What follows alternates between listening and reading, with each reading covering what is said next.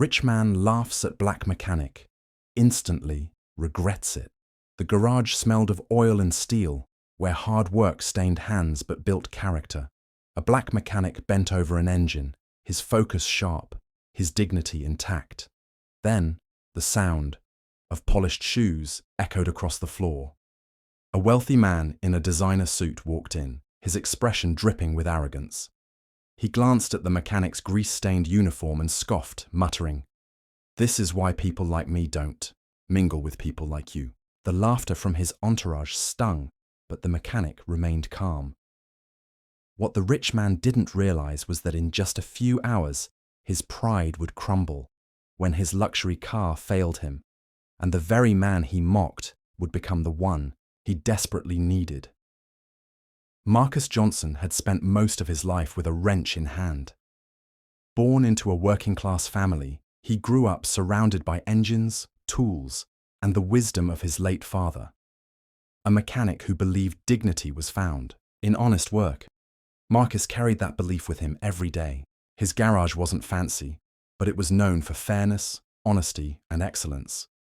Customers trusted him, not just because he fixed cars, but because he treated every person with respect. Still, the world often judged Marcus by the stains on his hands rather than the integrity in his heart. Some wealthy clients looked down on him, assuming his worth was measured by the dirt under his nails. Marcus never let their prejudice get to him. He knew who he was. On a busy morning, a luxury car pulled up, sleek, expensive, a symbol of wealth. Out stepped Charles Whitman, a powerful businessman known for his arrogance. He looked Marcus up and down, smirked, and whispered loudly to his driver, "Imagine working in Greece your whole life. Pathetic."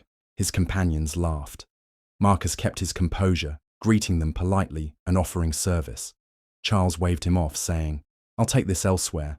I don't let staff like this touch my car." Marcus simply nodded, but deep inside, he knew life had a way of teaching lessons no amount of money could buy.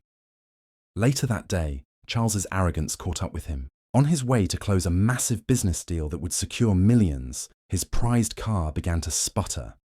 The engine light flashed, smoke rose from under the hood, and soon the vehicle rolled to a stop in the middle of traffic. Charles panicked. He tried calling for his usual service, but no one could arrive quickly enough. Every minute mattered. If he was late to the meeting, his deal, and his reputation would collapse. Then fate stepped in. As Charles stood helpless beside his car, Marcus drove by in his tow truck on his way back from another job. He recognized the stranded vehicle instantly. Pulling over, Marcus stepped out calmly, wiping his hands on a rag. The look on Charles's face was priceless. Shock, shame, and desperation all at once. "Looks like you've got a problem," Marcus said evenly, not with arrogance, but with quiet authority. Charles swallowed his pride, mumbling, "Can you fix it?" His earlier mockery suddenly tasted bitter. Without a word of revenge, Marcus got to work.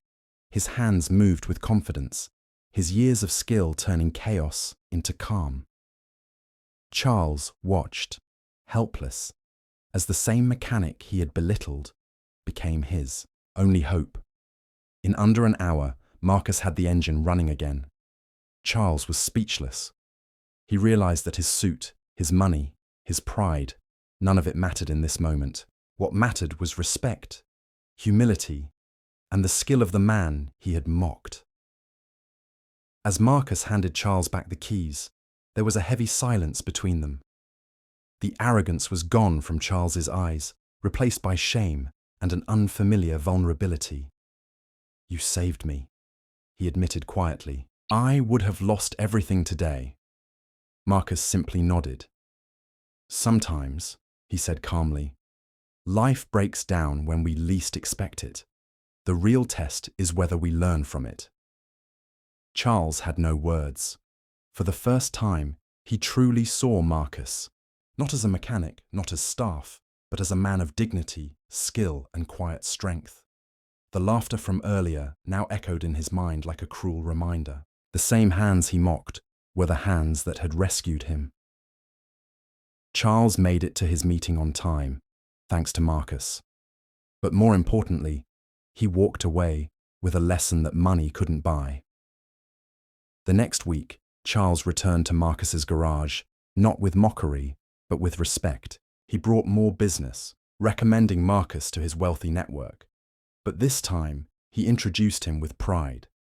"This is Marcus Johnson, the best mechanic in this city, and one of the most honorable men I've met." Marcus didn't need validation from men like Charles, but he appreciated the shift. It wasn't about recognition, it was about dignity.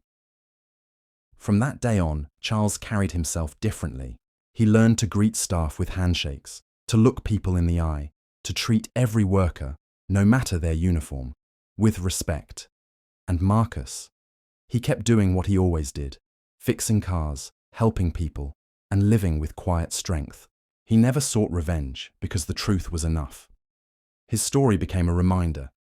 Respect isn't determined by wealth, titles, or appearances. It's earned through character. So ask yourself, when you look at the people who serve you, do you see their uniform or their humanity?